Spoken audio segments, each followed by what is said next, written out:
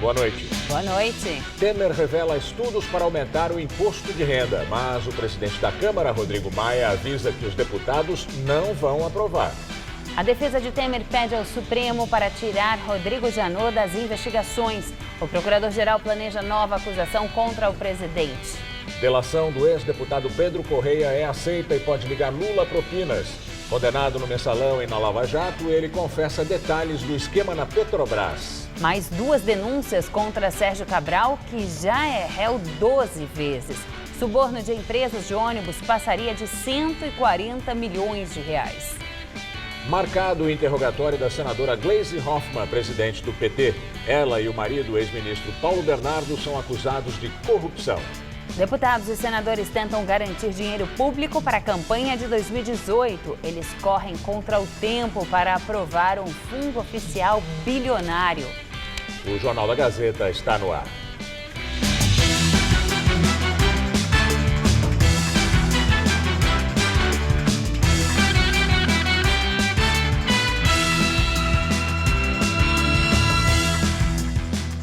Quem fuma maconha recorre às vezes às redes sociais para comprar a droga. Agora ela é também servida como recheio em falsos brigadeiros.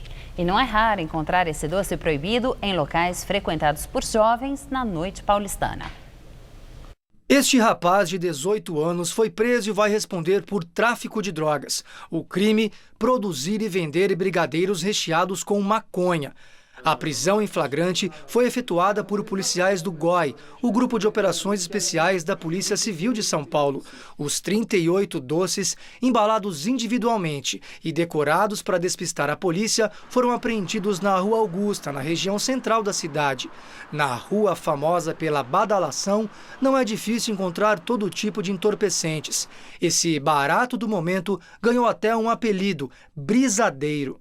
O consumo desse doce, ele provoca o efeito como se você também tivesse fumado um cigarro de maconha. Eles fazem com a massa, o chocolate, eles colocam também na composição maconha.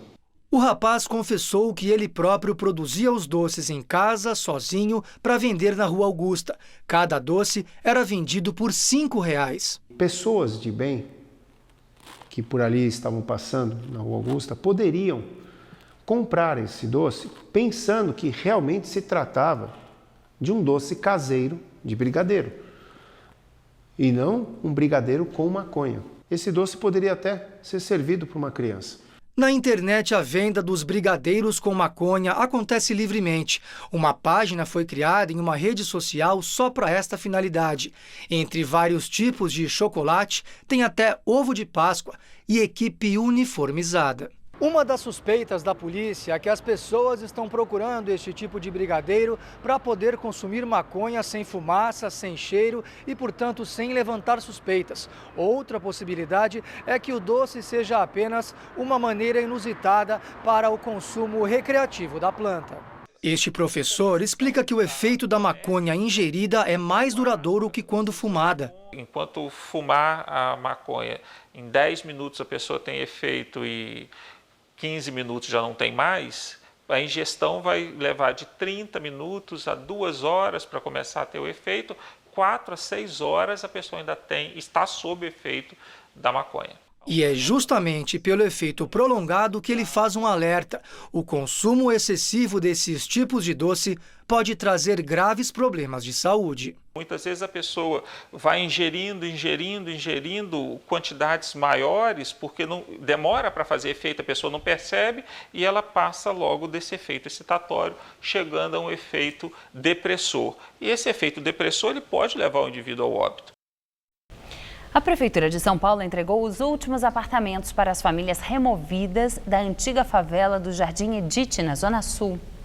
Os moradores reclamam que o projeto inicial mudou e, por isso, eles ficaram sem uma unidade de assistência médica ambulatorial de especialidades. No local existe só uma UBS. O prédio de 13 andares tem 68 apartamentos. São 50 metros quadrados com 2 quartos. O prefeito João Dória visitou uma unidade e entregou as chaves a um dos futuros moradores.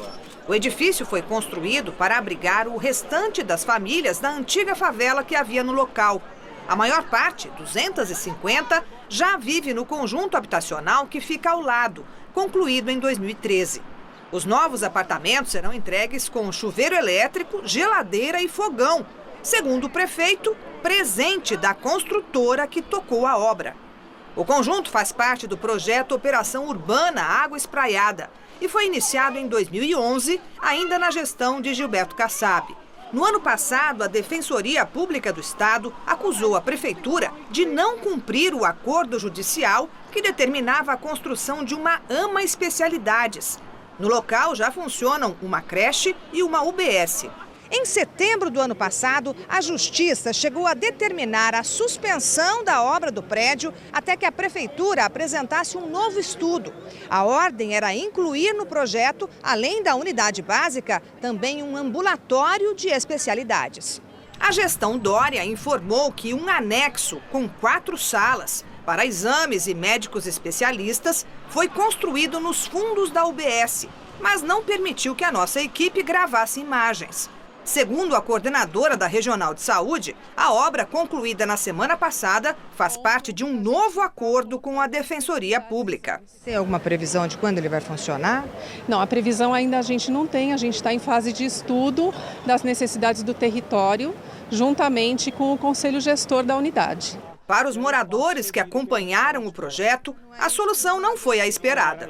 Não era isso, até porque a região de Pinheiros, que é a minha região que eu estou hoje, ela não tem um centro médico avançado. Quando me manda para uma especialidade, eu vou para Lapa, para uma hora certa da Lapa. Então eu atravesso a cidade praticamente, eu levo 2 horas para chegar até lá. Entramos em contato com a Defensoria Pública para saber sobre os detalhes do acordo com a Prefeitura sobre a AMA, mas por enquanto não houve resposta. Aqui em São Paulo, o presidente Michel Temer se reuniu com políticos e retomou a agenda com empresários. Ele quer apoio para aprovar as reformas política e da Previdência.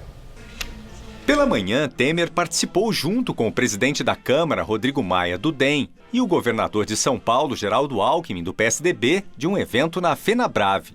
E disse que o tucano é um colaborador extraordinário.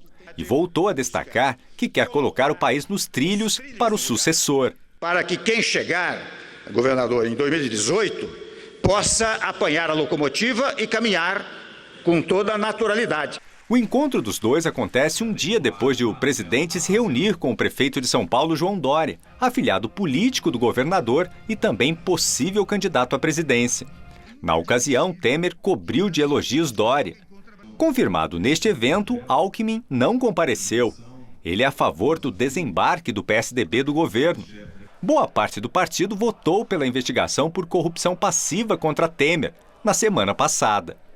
Em discurso para os empresários do setor automotivo, Alckmin defendeu a aprovação das reformas da Previdência e política.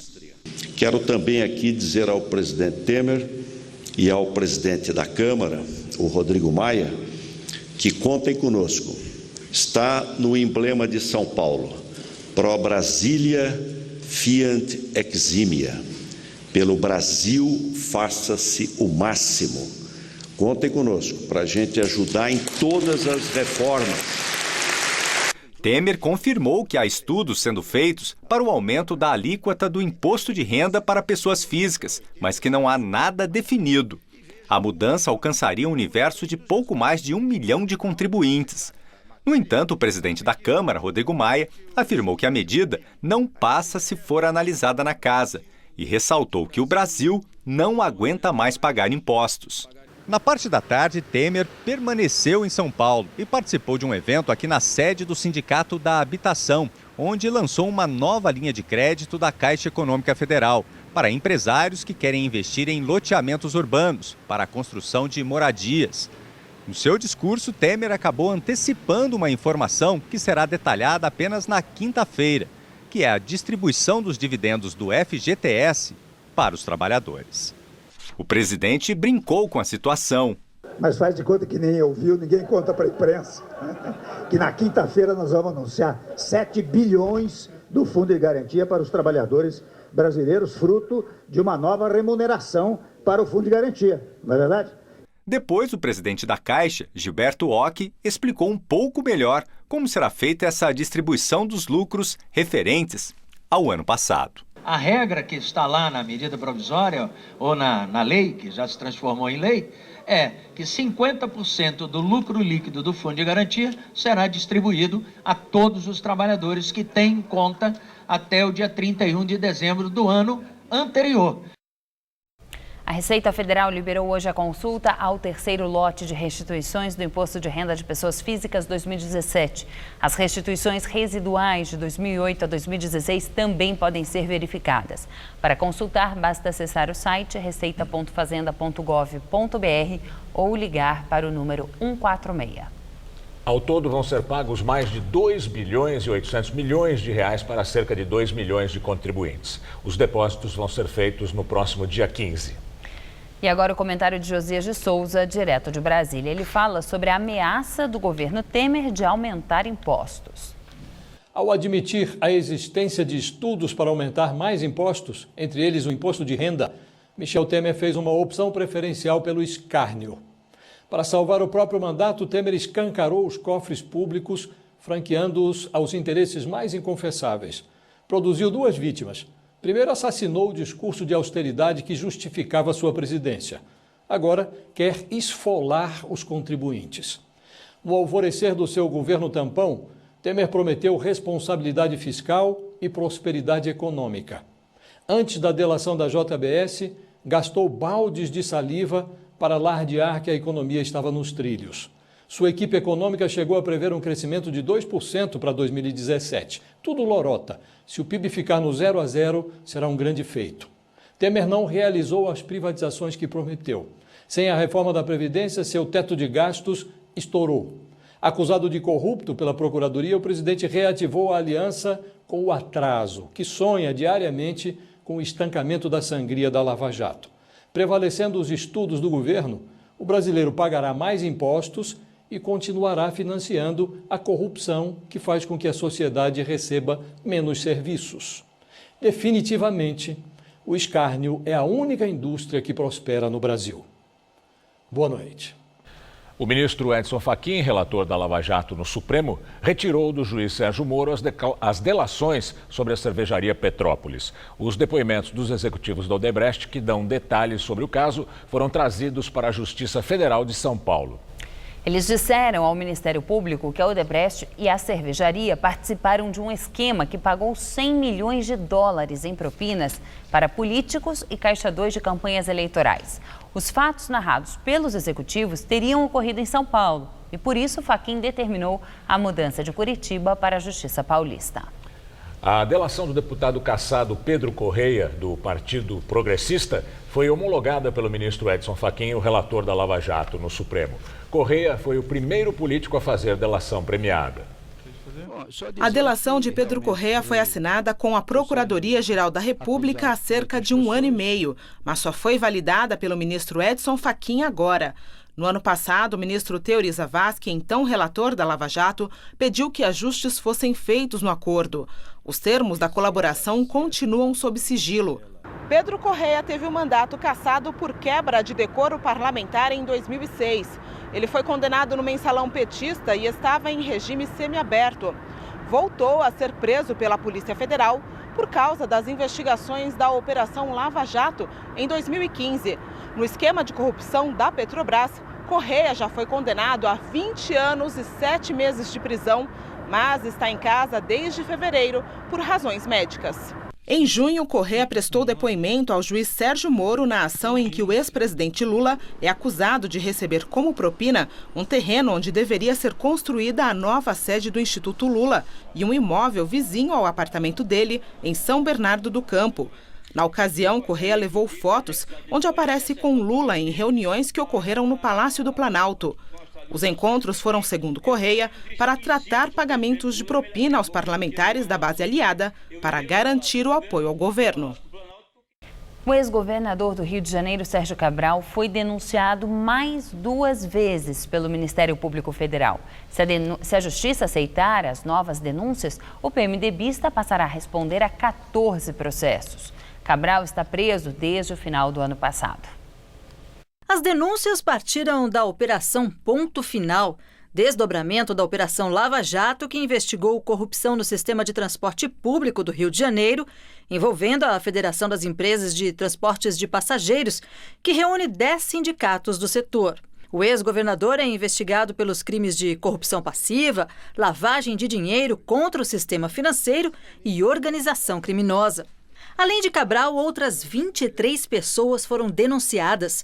Os procuradores afirmam que, a partir da caixinha de propina, 26 empresas de ônibus fizeram repasses de mais de 250 milhões de reais a políticos entre janeiro de 2013 a fevereiro de 2016.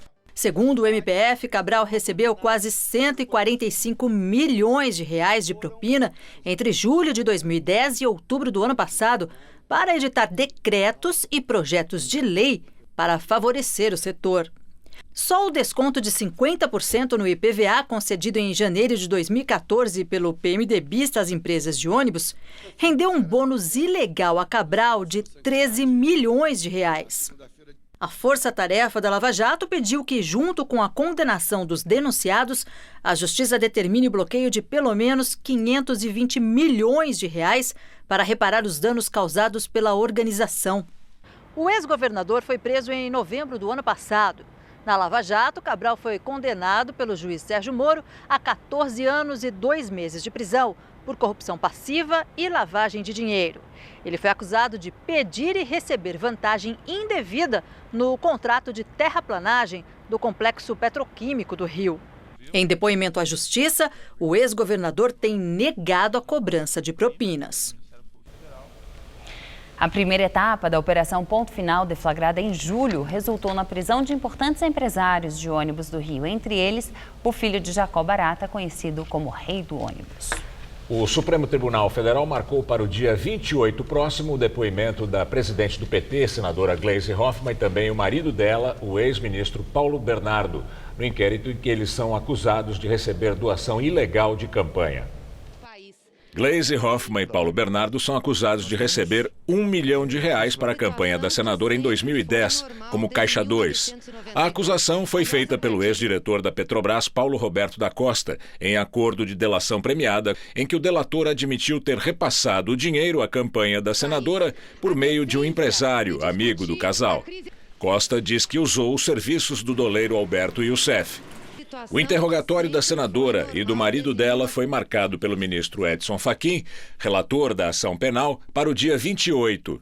O casal é acusado de corrupção passiva e lavagem de dinheiro. Ontem, a Polícia Federal encerrou um outro inquérito sobre a presidente nacional do PT e Paulo Bernardo, acusados de também terem feito Caixa 2 por meio da Odebrecht. Segundo a Polícia Federal, a campanha petista recebeu 8 pagamentos de R$500 mil durante a campanha de 2014, por meio de intermediários. O inquérito da Polícia Federal apontou indícios dos crimes de corrupção passiva e lavagem de dinheiro também neste caso. O advogado de Gleisi Hoffmann diz que não há elementos nos autos que autorizem a conclusão alcançada pela Polícia Federal e afirma que a senadora não praticou nenhuma irregularidade. A defesa de Paulo Bernardo informou não ter conhecimento da investigação da Polícia Federal e alegou que o ex-ministro nunca foi chamado a depor nesse inquérito da polícia. O Ministério Público Federal pediu ao juiz Sérgio Moro que suspenda a transferência de Aldemir Bendini, ex-presidente do Banco do Brasil e da Petrobras, para o Complexo Médico Penal de Pinhais, no Paraná. Bendini está preso na Superintendência da Polícia Federal em Curitiba desde 27 de julho. O executivo foi detido na 42ª fase da Lava Jato, batizada de Operação Cobra, por suspeita de ter recebido R$3 milhões de propinas da Odebrecht. A transferência foi pedida pela Polícia Federal e autorizada por Moro na última sexta-feira. Agora cabe ao juiz determinar se suspende ou não a transferência. Parlamentares discutem propostas de reforma política. Para que as novas regras passem a valer já para as eleições do ano que vem, eles precisam apressar as votações. Depois de muita discussão, hoje finalmente os deputados iriam votar uma das propostas de mudanças nas regras eleitorais em uma comissão, mas não houve quórum suficiente e ficou para amanhã. Nos bastidores, a informação é que uma reunião, ainda nesta noite, entre os principais líderes políticos, deve propor mudanças ao projeto. Atualmente, os deputados negociam 3 textos, 2 propostas de emenda à Constituição, as chamadas PECs, e um projeto de lei. O mais adiantado dos 3 é a PEC, que tem o parecer do deputado Vicente Cândido, do PT. E é em torno dela que estão sendo feitas as principais discussões.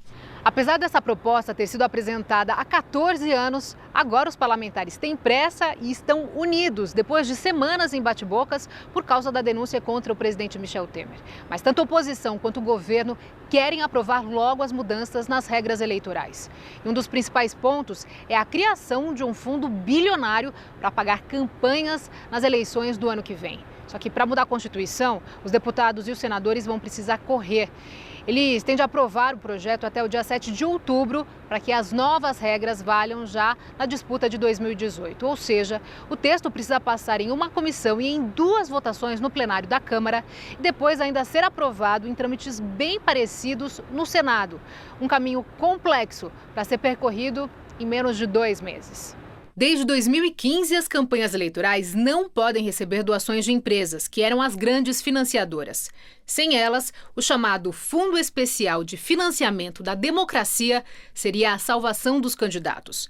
Nele, os políticos teriam acesso a 0,5% da receita líquida do país, ou seja, cerca de 3 bilhões e 600 milhões de reais de dinheiro público para as campanhas.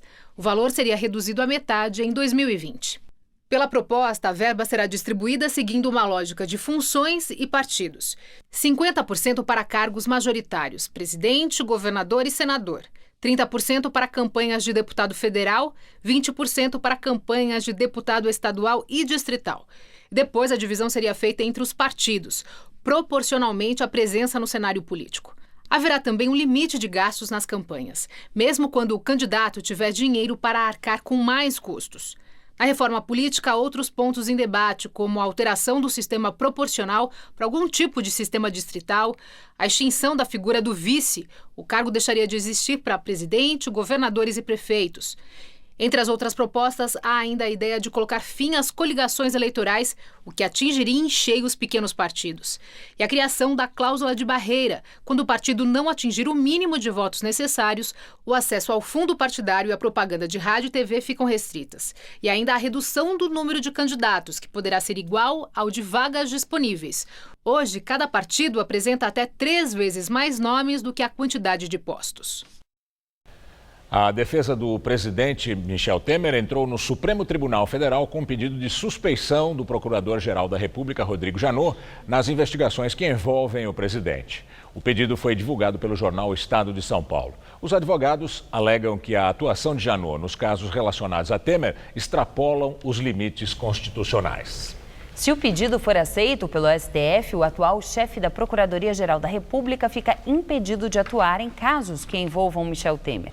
Janot é o autor da denúncia que acusa o presidente da República de corrupção passiva e que foi suspensa em votação da Câmara dos Deputados na semana passada. A expectativa é de que o Procurador-Geral da República apresente nas próximas semanas uma nova denúncia contra Temer. O procurador deixa o cargo no dia 17 de setembro. Vamos ao comentário de política com José Neumann e Pinto. O tema extrapolou qualquer medida do mínimo de decência. O Temer, no ano passado, deu 30 bilhões de reais de presentes em privilégios a funcionários e alegou que a Dilma tinha prometido. Este ano, conseguiu aprovar um teto, mas já está anunciando que o déficit fiscal não vai ser obedecido. Aumentou impostos, está pensando em aumentar o imposto de renda para pagar 6 bilhões de reais de emendas para se livrar da primeira acusação de Janot. Agora envolveu-se numa briga de valentões de boteco pé sujo com o Procurador-Geral e tendo como aliado o presidente do Tribunal Superior Eleitoral, Gilmar Mendes, que protagonizou o julgamento mais escandaloso da história da justiça eleitoral no Brasil, inocentando Dilma e Temer da campanha mais fraudulenta da história eleitoral no Brasil. Janot cometeu erros terríveis, deu uma premiação exagerada a Joesley para figurar como o grande acusador do presidente. Mas Janot cumpre o papel dele. O Temer cometeu um crime gravíssimo, que confessou, e que vive fugindo de explicá-lo. E o Janot tentou se aproveitar disso para tirá-lo da Previdência, mas não conseguiu, porque o presidente conseguiu os votos necessários na Câmara para recusar a acusação de Janot. Gilmar Mendes entrou nessa briga, parecia Pilatos no credo, mas não é. Ele é o grande assessor jurídico de Temer e certamente, atrás dessa decisão estúpida de pedir a suspeição de Janot, está a cabeça dele. Veja bem, o Janot é procurador-geral da República, a função pública dele é acusar, é investigar e acusar. O Temer está pedindo que o Supremo Tribunal Federal impeça Janot de acusá-lo. Olha, o Temer já tem um privilégio que nenhum presidente do mundo tem, que é o de só poder ser acusado por um crime que ele cometeu no exercício da presidência. E aí ele ofereceu de bandeja essa história do Joesley Batista. Agora vai para cima do Janot, porque o Janot falou uma bobagem, uma história lá de flecha e de bambu, uma parábola selvícola que também não ajuda ninguém. Na verdade, o Gilmar Mendes disse que o Janot é o mais desqualificado dos procuradores gerais da história. Eu diria que desqualificados são os três: o presidente da República, o procurador-geral e o presidente do Tribunal Superior Eleitoral e ministro do Supremo, que estão arrastando as suas instituições para a lama, abraçados num suicídio de afogados em quem afunda é a nação. Somos nós. Bom, eu volto amanhã, quarta-feira, direto ao assunto interno. O ministro Edson Fachin, do Supremo Tribunal Federal, autorizou a Polícia Federal a submeter o celular apreendido com o coronel aposentado João Batista Lima Filho a um procedimento para recuperar dados. O coronel Lima, como é conhecido, é amigo pessoal do presidente Michel Temer. O pedido da Polícia Federal foi apresentado no âmbito das investigações relacionadas às buscas e apreensões referentes a Temer no último mês de maio, na Operação Patmos. Numa sessão tumultuada, o Conselho de Ética do Senado arquivou a denúncia contra as parlamentares da oposição que ocuparam a mesa do plenário para protestar contra a reforma trabalhista. O ato das senadoras da oposição foi no dia 11 de julho. Elas se recusaram a deixar a mesa e a sessão aberta para analisar a reforma trabalhista foi suspensa. O presidente da Casa, Eunício Oliveira, do PMDB, mandou apagar as luzes. A sessão de hoje do Conselho de Ética, convocada para a escolha do relator da denúncia contra as senadoras, foi tumultuada. A confusão começou quando o presidente do Conselho, João Alberto, do PMDB, anunciou as regras da escolha do relator. Lindbergh Farias, do PT, tomou a palavra e disse que a sessão era uma palhaçada. Esse Conselho de Ética não tem ética. O que fez com a Aécio? 500 mil reais. Polícia Federal, mala monitorada. Aí o senhor arquiva. Aí o senhor vai abrir para 5 mulheres que estavam lutando para defender o povo trabalhador brasileiro. Que isso? Desliga o som. Que isso? O senhor tá achando o quê? Atenção. Senhor, olha... Atenção, a segurança, me retirar aquela cidadã. Não vai tirar não, senhor presidente. Me retira. Não. Autoritário. A segurança, me retire. Autoritário. A sessão foi suspensa por 10 minutos e, na volta, o grupo decidiu arquivar a denúncia por 12-2. Daqui a pouco, no Jornal da Gazeta, Maria Lídia entrevista ao vivo o secretário municipal do Verde e do Meio Ambiente de São Paulo, Gilberto Natalini. Eles vão falar sobre as concessões de parques públicos. E agora há pouco, o presidente Michel Temer divulgou nota em que afirma que não fará a proposta de aumento de imposto de renda. O texto assinado pela Secretaria de Comunicação Social da Presidência diz que Temer fez menção genérica em São Paulo a estudos sobre o assunto que são permanentemente feitos. Abre aspas, esclarecemos que hoje esses estudos estão focados prioritariamente em reduzir despesas e cortar gastos, na tentativa obstinada de evitar o aumento da carga tributária brasileira. Fecha aspas, diz a nota. E hoje tivemos mais um dia quente, ensolarado, com frio só de manhãzinha. A máxima hoje chegou aos 28 graus. E será que continua esquentando assim? Mariana Armentano traz os detalhes da previsão pra gente.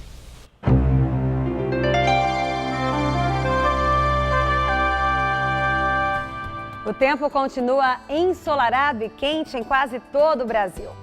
No norte, uma massa de ar quente e úmido provoca chuvas a qualquer hora nesta quarta-feira. E a frente fria que se formou no sul do país agora avança para o sudeste e podem ocorrer chuvas até com ventania desde o litoral norte gaúcho até a faixa leste paulista.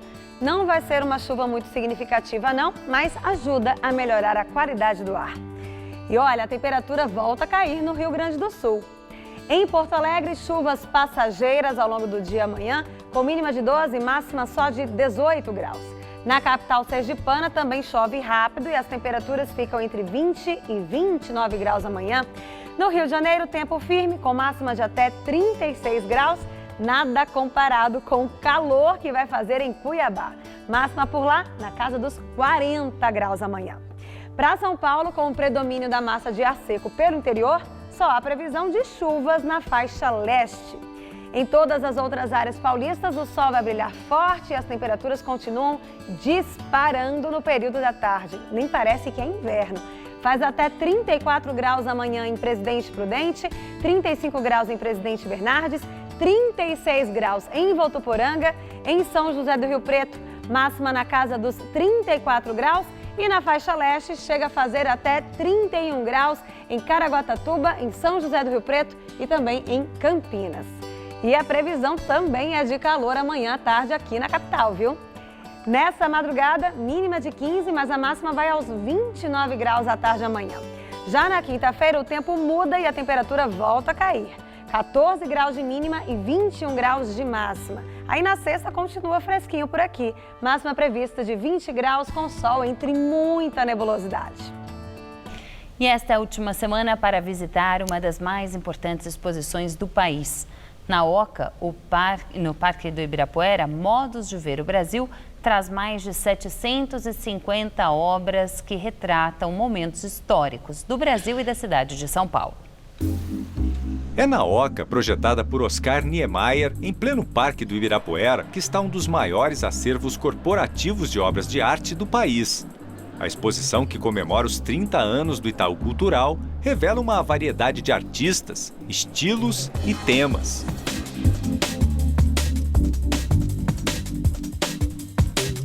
Obras como a Nossa Senhora das Dores, de Aleijadinho, de 1791, dividem o mesmo espaço com trabalhos contemporâneos, como o Azulejão, da artista carioca Adriana Varejão. A gente não pensou numa organização, por exemplo, cronológica, né?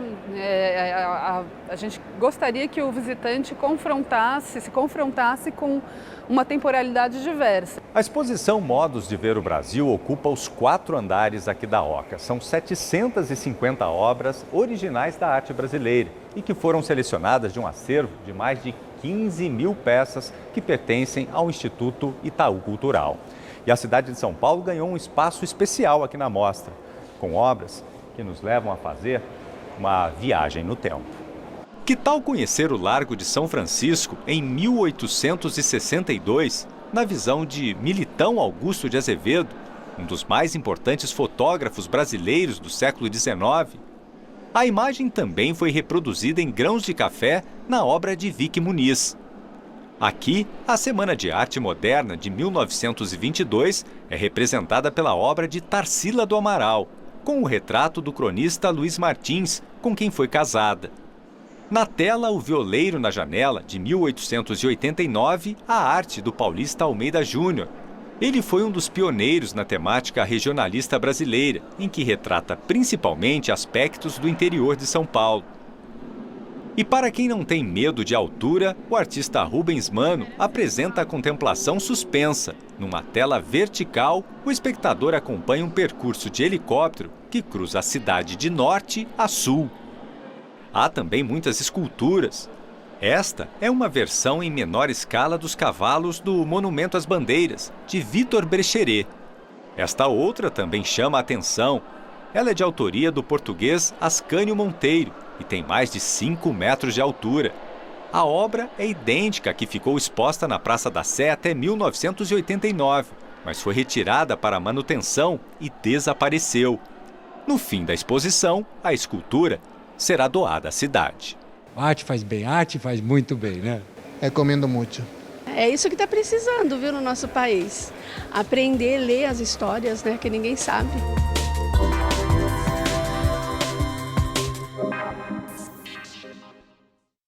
A exposição fica em cartaz na Oca, no Parque do Ibirapuera, até o próximo domingo. A entrada é gratuita. Nos Estados Unidos, a popularidade do presidente Donald Trump continua caindo.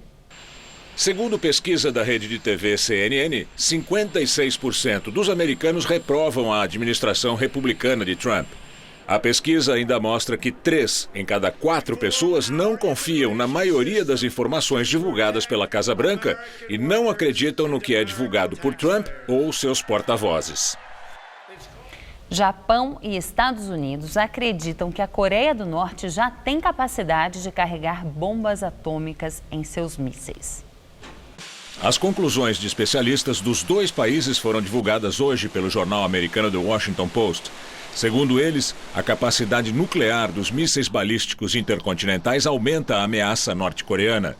O Washington Post ainda afirma que a Coreia do Norte tem cerca de 60 bombas nucleares. O Alto Comissariado da ONU para Direitos Humanos denunciou torturas e uso de força excessiva na repressão dos protestos contra o governo na Venezuela. Segundo o relatório divulgado hoje, mais de 5.000 pessoas foram presas desde o começo dos protestos em abril e mais de 1.000 continuam detidas. A ONU ainda investigou as mais de 120 mortes registradas até agora no país desde o começo das manifestações, das quais 46 foram atribuídas às forças de segurança venezuelanas e 27 a grupos armados pró-governo. A causa das outras mortes, inclusive de apoiadores de Maduro, não está clara. A oposição voltou a convocar protestos contra a Constituinte. Agora vamos ao comentário de política internacional, com João Batista Natali. A Venezuela, como vocês acabaram de ver, é uma fábrica de más notícias. Eu vou então me limitar a apenas uma delas.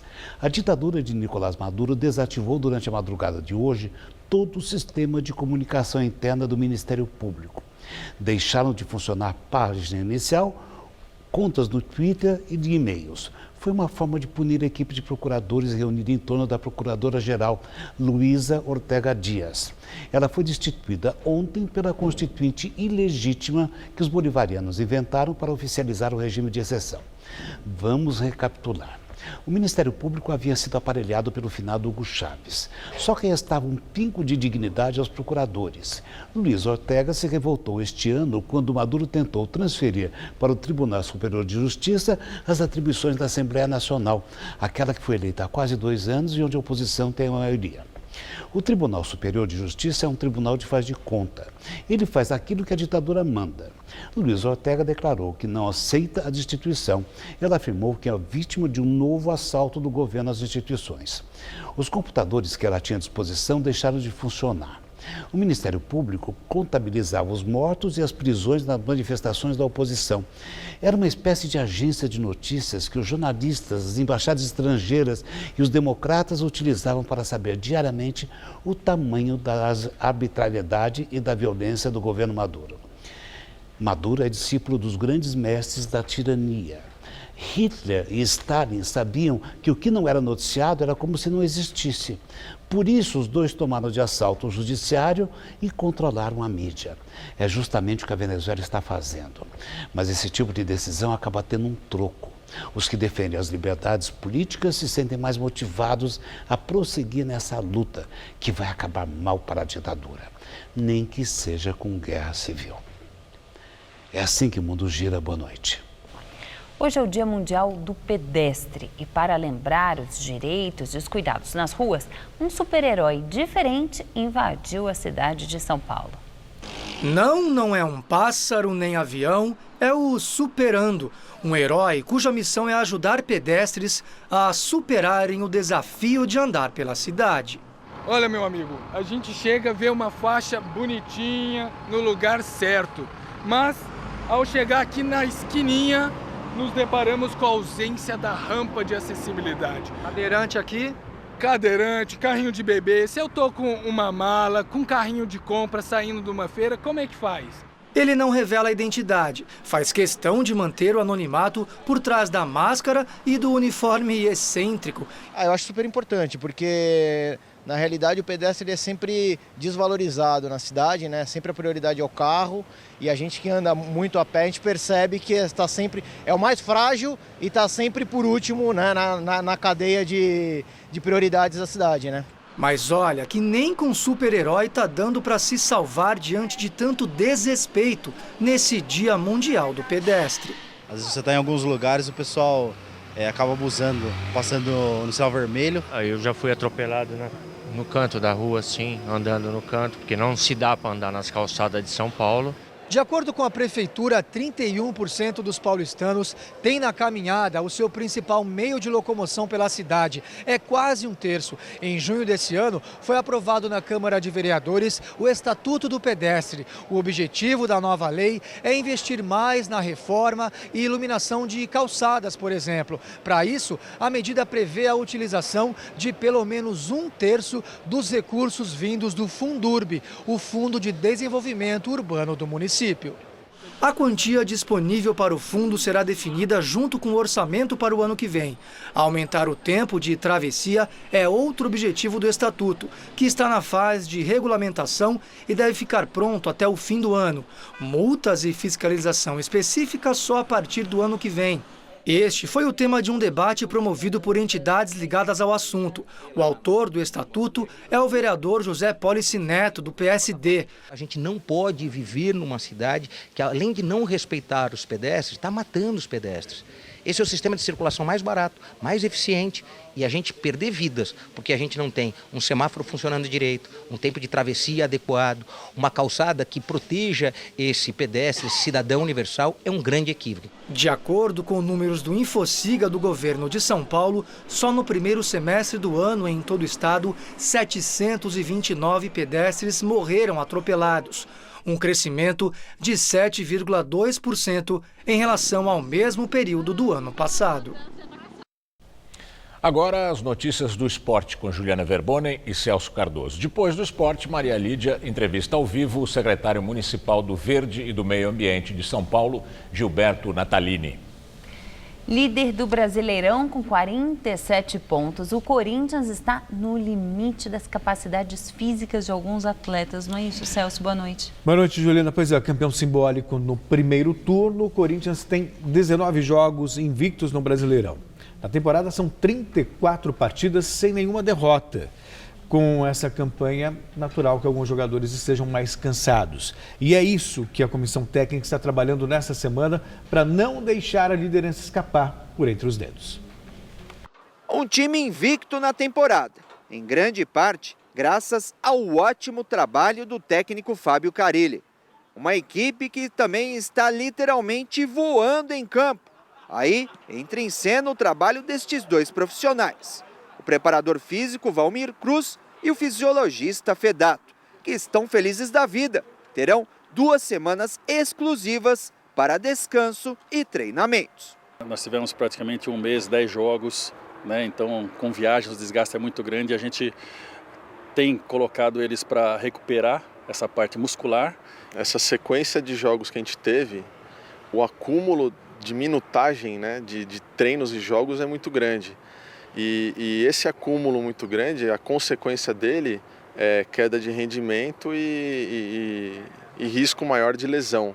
Descanso bom também para alguns atletas do time titular, que segundo a comissão técnica já estavam no limite da parte física.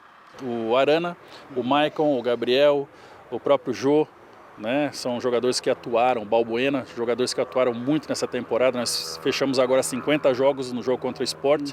Isso significa praticamente você ter 3 dias e meio para cada jogo, né? É muita coisa porque você tem a intensidade muito alta dos jogos. A comissão técnica do Corinthians descarta que esse período de treinos possa ser considerado uma espécie de intertemporada. Será um período bom também para recuperar jogadores que estão no departamento médico do clube. Casos específicos do zagueiro Pablo e do meia Jadson.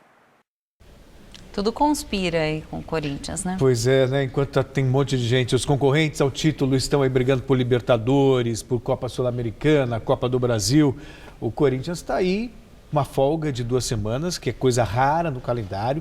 Dá tempo suficiente não só para recuperar jogadores que estão mais desgastados, estavam ali no limiar de uma tensão, de uma contusão, digamos assim, e ao mesmo tempo para preparar também melhor o time taticamente. O time mais organizado do Brasil ainda tem tempo para se preparar melhor para o que vem por aí. Corinthians, claro, é favoritíssimo para ganhar o Campeonato Brasileiro. Só não vou dizer que já ganhou o Campeonato Brasileiro, porque não pode cantar vitória não pode antes. cantar vitória antes. E hoje teve jogo pela Supercopa da Europa entre Real Madrid e o campeão da Champions League, o Manchester United, campeão da Europa League. E para variar, deu o Real Madrid. Após sair na frente por 2-0 com gols do brasileiro Casemiro e Isco, o time espanhol viu os ingleses contarem com o Lukaku.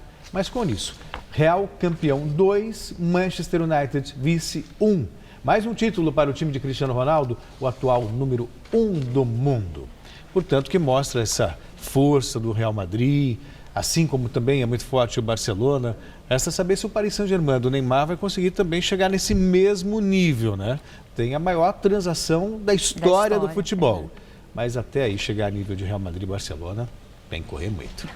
Até amanhã, Celso. Até amanhã, boa noite. Gamerini. O juiz Marcelo Bretas, da 7ª Vara Criminal Federal do Rio de Janeiro, aceitou agora à noite mais 2 denúncias do Ministério Público Federal contra o ex-governador Sérgio Cabral, do PMDB. Essas 2 novas denúncias se referem a esquemas criminosos no setor de transporte do Rio, que teriam rendido mais de 144 milhões de reais em propinas para o ex-governador fluminense, segundo as denúncias. Além de Cabral, outras 23 pessoas foram denunciadas ontem pelo Ministério Público Federal. Agora, Sérgio Cabral é réu em 14 ações de corrupção. Você vai ver a seguir, Maria Lídia, entrevista ao secretário municipal do Verde e Meio Ambiente de São Paulo, Gilberto Natalini. Até já.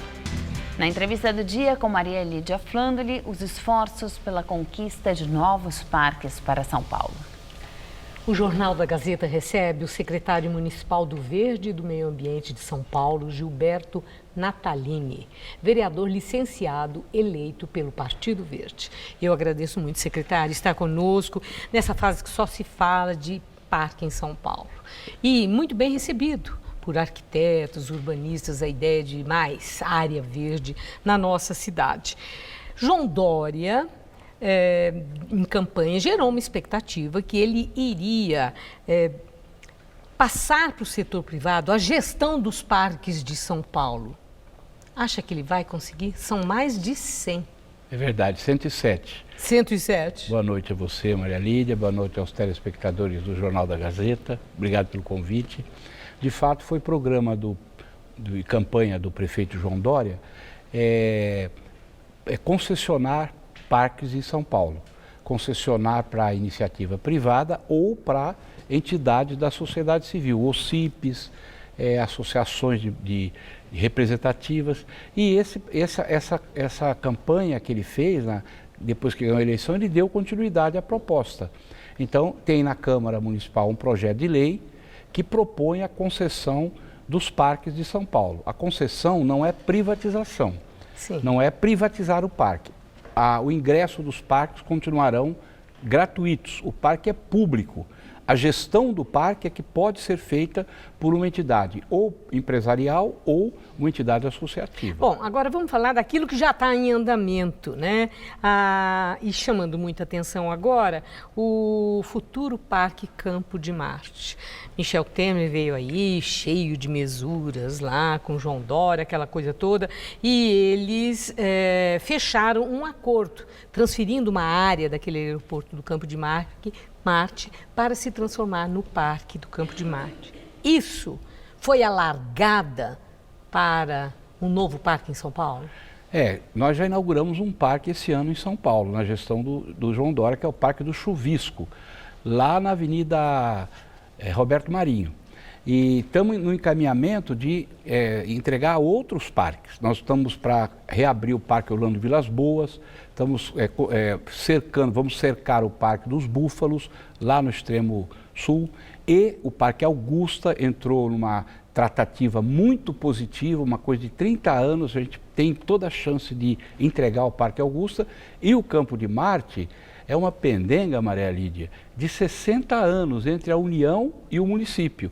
E o prefeito João Dória, numa ação muito propositiva, conseguiu fechar um acordo com o governo federal e uma área de 406 mil metros quadrados, uma área de mata com córrego, muito bonita, com alguns campos de futebol e outro pedaço já desmatado, virão para a prefeitura, onde será lá implantado. E a gestão, vamos dizer, desses novos parques, isso aí vai ficar para o setor privado, como o senhor disse, em termos de concessão, ou vai sobrar para a sua secretaria? Não, o plano de concessão são para 14 parques.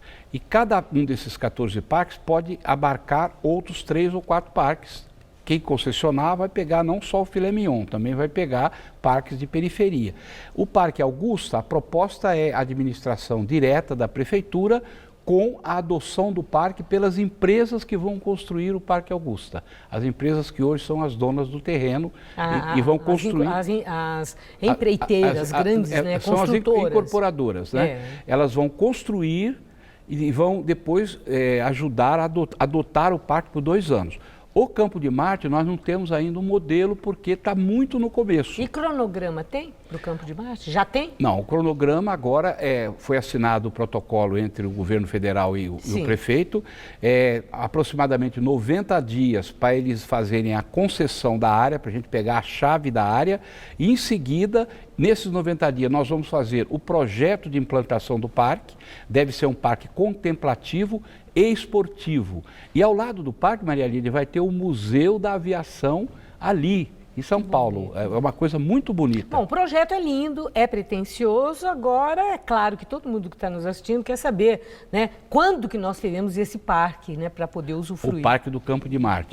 Do Campo de Marte. Eu acredito que, uma vez que passe para nós, a gente já vai ter o projeto preparado. Eu acredito que aí, talvez mais um ano e meio, a gente entregue o parque. Eu acredito. Acha rápido, então? É porque as coisas para ser feitas lá não são grandes. O Museu da Aviação é um pouco mais complexo, né? Agora o parque é uma mata enorme. Já está pronto, digamos. Vai fazer as trilhas no parque, melhorar os campos de futebol, fazer as trilhas, não dá para desmatar.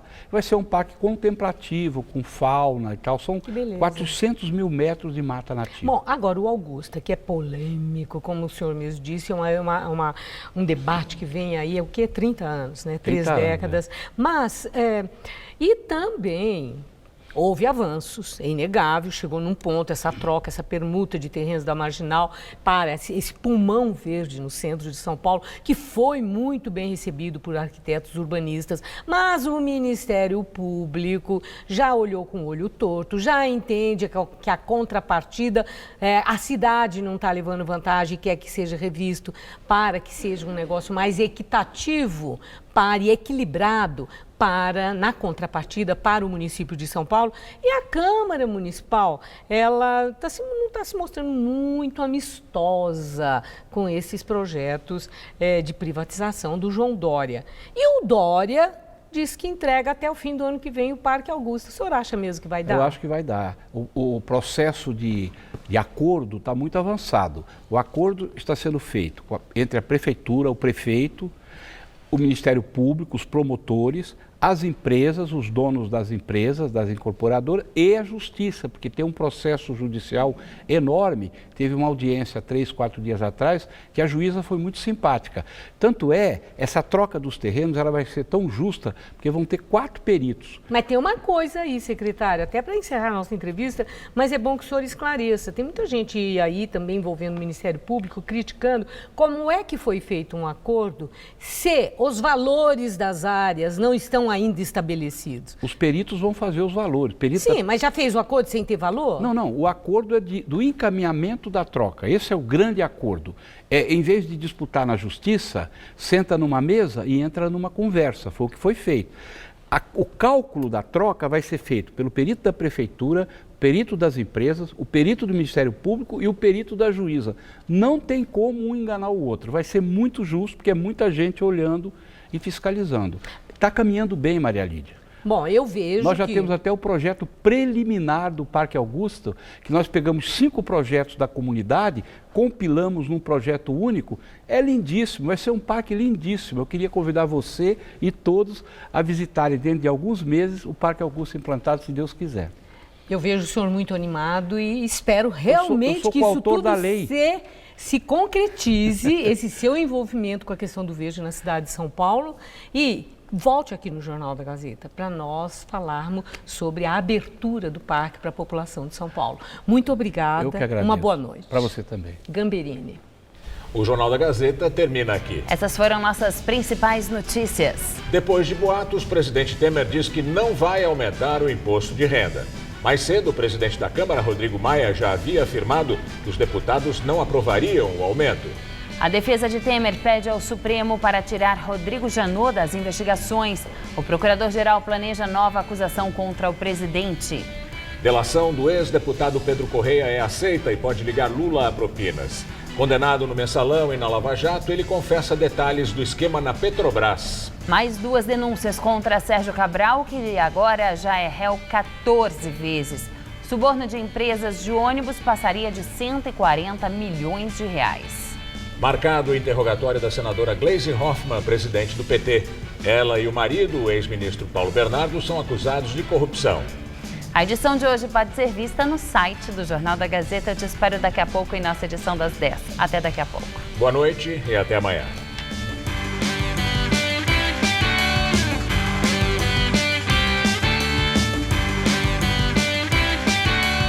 Quais são os desafios dos pais no século XXI? Confira no Revista da Cidade desta quarta, 9h30 da manhã.